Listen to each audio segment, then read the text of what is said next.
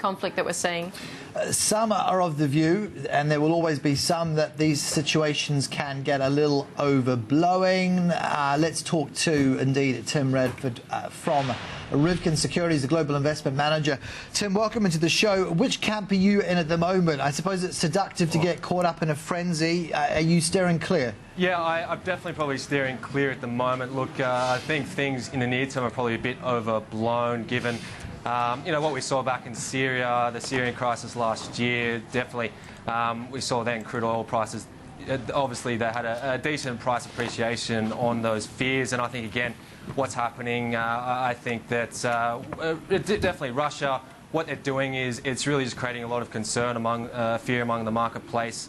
And I think that if things don't continue to escalate in tonight's session, I think we could see a further price fall back a bit towards sort of 102 US a barrel. That's intriguing, isn't it? Because the higher it goes, the more it benefits Russia, right?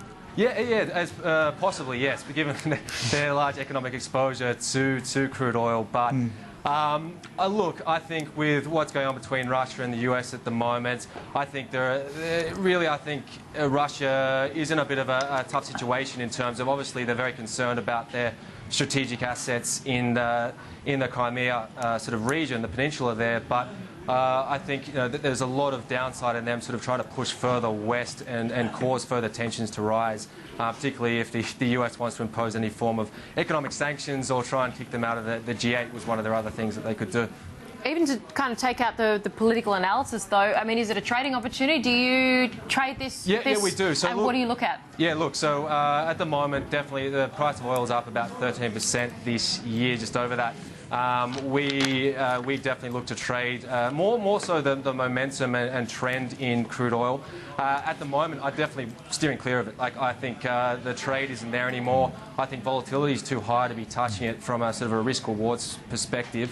Although I can see prices probably drifting up toward 107, 108 US dollars a barrel if it does continue to escalate tensions in the Ukraine.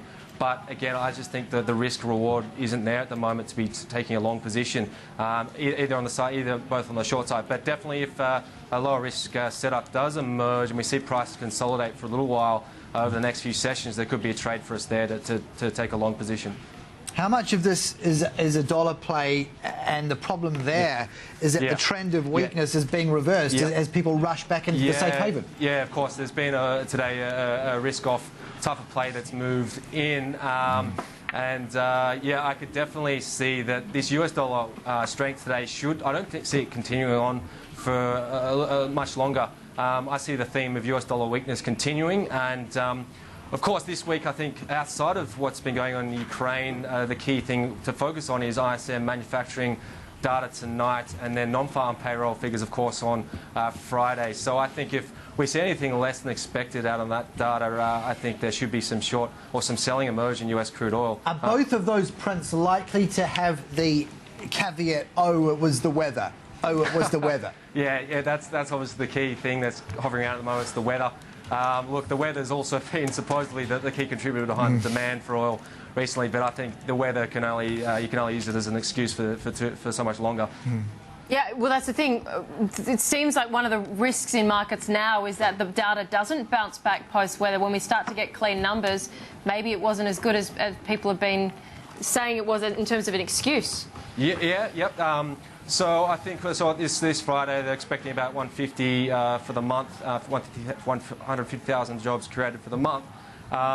It'd be very interesting to see how things pan out in the next few months, and whether if weakness does creep in, then that will definitely they can't use that as an excuse anymore, and obviously the US Federal Reserve will probably have to respond accordingly. How much of all of the story is, I suppose, a China play as well? Given we have this Congress upon us, growth targets probably going to be reassessed, or if not reasserted. Does that kind of, I suppose, also lock in these levels and entrench these current levels, or what does it do? In terms of the price of crude oil? Yeah, like so far this year we've seen imports quite high, oil imports quite high in China.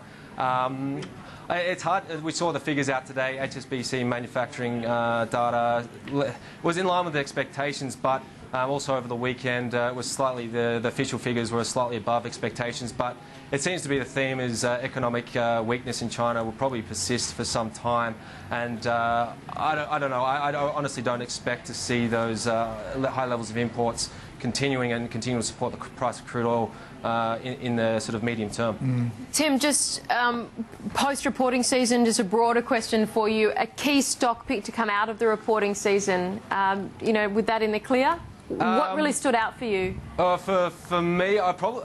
because I trade more sort of global events and more macro events and more trend following, I haven't really particularly got any huge stock picks that I'm looking at the moment based on earnings was reasonably good, but I don't have anything. Okay, so you're purely offshore.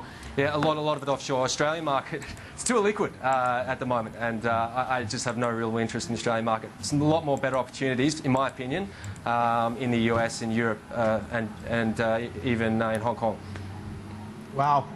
What are you liking out of Hong Kong in particular? Look, obviously the gambling sector is doing quite well at the moment. That's definitely a place to be. But I really still like the US, the way things are going there with their market. You know, it's really just the trend is up, and you don't think it's too expensive? No, I think it's pretty. I think evenly valued, but I really do think earnings were still. We had a pretty good earnings season in the US, and I think there's still had some upside to be had. Tim, great to talk. Have a good week. You too. Thank you. Thank you for your time. Cheers. Tim Radford there from Rifkin Securities from our CBD. Let's take a quick